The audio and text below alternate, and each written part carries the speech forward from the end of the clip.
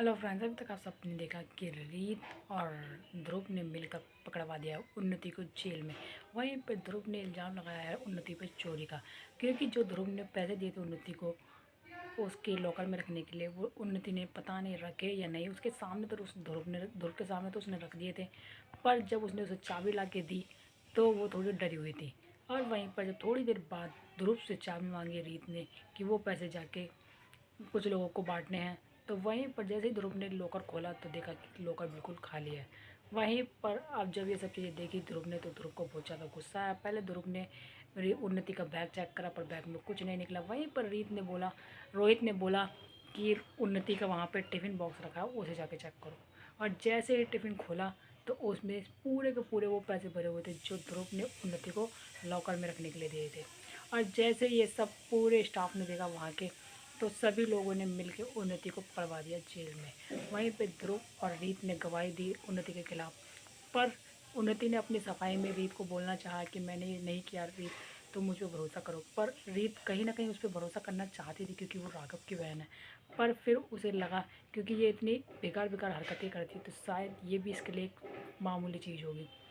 और कुछ ही देर में जैसे ही सब लोग घर पर आते हैं, तो राघव की बुआ बताने लगती है राघव को कि शायद मुझे लगता है ये सब ध्रुव ने जानबूझकर किया है अपना बदला लेने के लिए। तभी उसकी बुआ बताती है कि उन्नति ने पार्टी में वहाँ पर ध्रुव के सबके सामने थप्पड़ मारा था, इसलिए शायद ध्रुव ने ये सब किया है।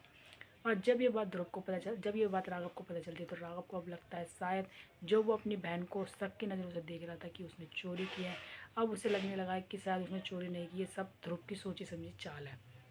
और वो पहुंच जाता है ध्रुव के पास, ध्रुव का कॉलर पकड़ लेता है। वहीं पर रीत आती है और उसे डांटती है और बोलती है तुम। तभी रीत के कहने पर राघव छोड़ देता है ध्रुव को और चला जाता है अपने कमरे में। वहीं पर ध्रुव थोड़ी देर में फिर से राघव के पास आता है और बोलता है, क्योंकि जब राघव अपनी बहन को बेल दिलाने के लिए हर वकील से बात करो, तो पर हर वकील मना कर देता है, क्योंकि सारे वकीलों को ध्रुव ने खरीद लिया है। जैसे रीत के टाइम पे राघव ने करा था, वैसे ही सेम अब ध्रुव ने किया है।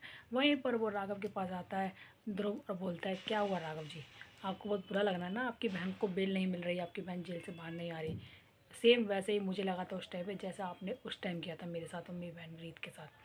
तभी ये बात राघव को पता चलती है, तो राघव को बहुत ज़्यादा गुस्सा आता है, पर वो गुस्से में कुछ बोल नहीं पाता और वहीं पे बोलता है कि मैं तुझे छोड़ूंगा नहीं ध्रुव।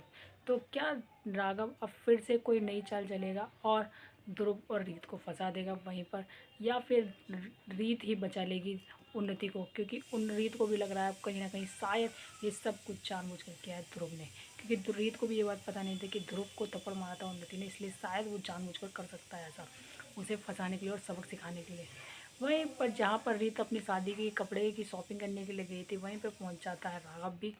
और वहाँ के जैसा ही एक दुकानदार आता है, बोलता है कि सर यहाँ जाइए, आप कपड़े खरीद सकते हो, क्योंकि ये दुकान तो बंद है, अभी के पता नहीं कब खुले। वहीं पर राघव बोलता है कि किसी की फूटी किस्मत होगी जिसके साथ इसकी शादी होगी, और ये मेरी वाइफ नहीं है।